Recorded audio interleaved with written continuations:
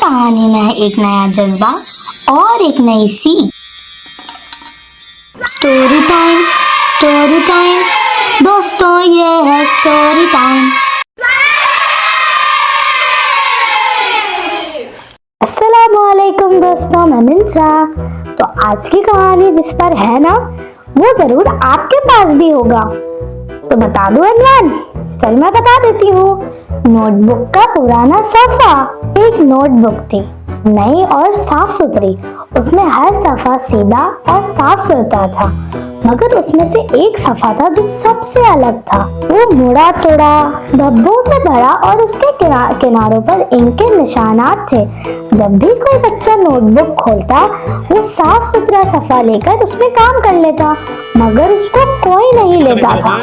वो सफ़ा खुद सोचने लगा, वो सफ़ा सोचने लगता, शायद मैं किसी काम का नहीं, शायद मेरा वक्त खत्म हो गया है, शायद मैं नाकाम हूँ। मगर एक दिन एक छोटी सी बच्ची कमरे में आई।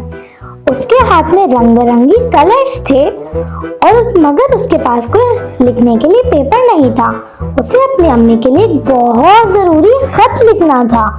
उसने उस नोटबुक पूरी देख ली, मगर कोई भी सफ़ा उसे नहीं मिला, सिवाय उस खराब सफ़े के। बच्ची ने हिचकिचाते हुए वो सफ़ा निकाला और मोहब्बत से उसमें लिखने लगी, अम्मी जान, आप दुनिया की सबसे प्यारी अम्मी हैं। आपके बगैर मेरी दुनिया अधूरी है और मैं आपसे बहुत मोहब्बत करती हूँ।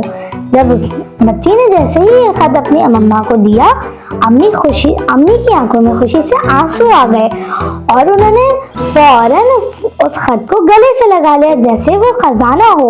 और उस दिन वो बोसीदा पुराना सफ़ा सबसे कीमती बन गया। तो मैं बताऊं आज की कहानी का सबक क्या मिला?